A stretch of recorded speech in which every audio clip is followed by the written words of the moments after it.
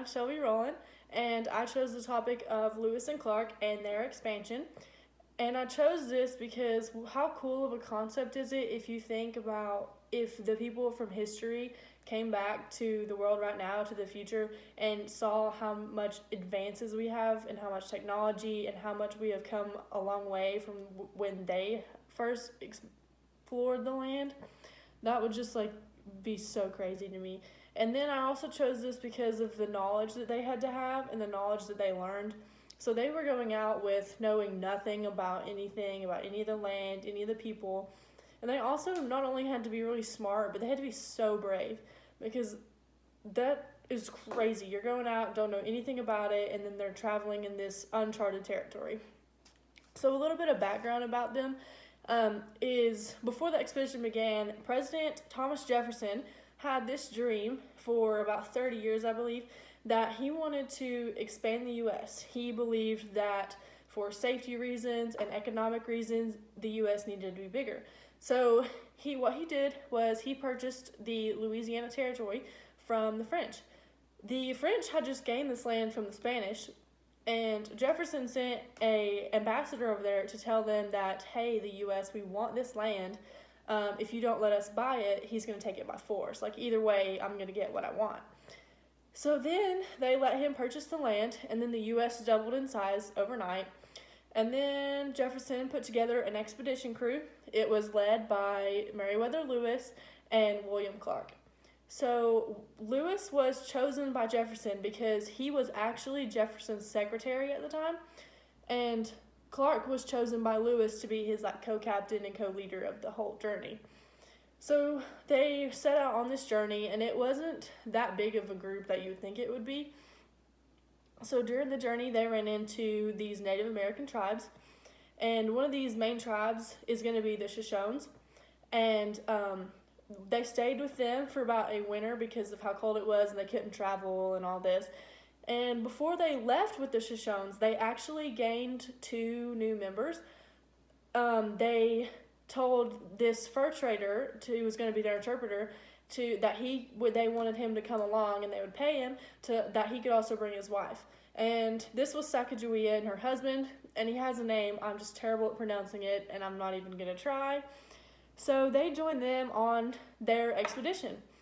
So then through the journey, and then toward the end of it, they actually traveled through so many states that we know today, and here are just a few of them. They went through Iowa, South Dakota, North Dakota, Montana, Oregon, Missouri, and even some more. So during this time, they kept journals and they created maps, so that way for future references they would know. In their journals, they logged brand new animals, brand new plants that they had never even seen or heard of. And overall, I think they ended up writing about 8 different journals over their expedition. And then the timeline for this journey is going to be 2 years. So they began in 1804, and then they finally arrived back in St. Louis in 1806. And that's a long time to think that you're going to be away from everything that you know. So looking back on the expedition, it was so successful because they encouraged westward settlement, and because this land had never been explored, and then all of a sudden these people were like, hey, we're good to go, we can go look at it. They made it, and they say it's this grand place. And then also it was successful because of the contacts they made. So they were able to befriend many Native American tribes. Some of them they were not able to befriend, and they did make enemies, but majority of them were successful. And then once they did get back after the fact of the journey, Thomas Jefferson appointed Lewis to be the governor of the Louisiana Territory. And not long after that, Lewis actually died, and then Clark took the position, but the territory had its name changed to the Missouri Territory instead of Louisiana. But before that, Clark had the role of superintendent of Indian Affairs whenever Lewis was the governor.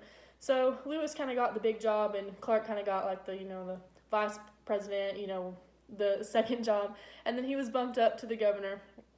And then, so looking back on the journey, back when Sacagawea was with them, she actually had a son during their journey, and imagine being like, yeah, I was born during this big expedition, and they probably weren't thinking it was this big big grand thing, but here we are still talking about it. So Sacagawea had a son, and I'm not sure how to pronounce his name either. It's John, Sean, Gene, something like that. But he also had a nickname, which was Pomp, and he kind of favored Clark. And Clark kind of doted on him and was like, yeah, I love the kid, he's sweet, everything. So Clark offered, back when the group was together, to let Pomp come back with him to go to school, get an education, and become a well-rounded young man. So at first they didn't take him up on it, but then finally, years later, Sacagawea brought him to Clark, and Clark kept his promise, and then Pomp was then educated and became a man of society. So in conclusion, the expedition led by Lewis and Clark was a huge success for many different reasons. And one main thing is this was so successful that we are still even learning about it today. Thank you.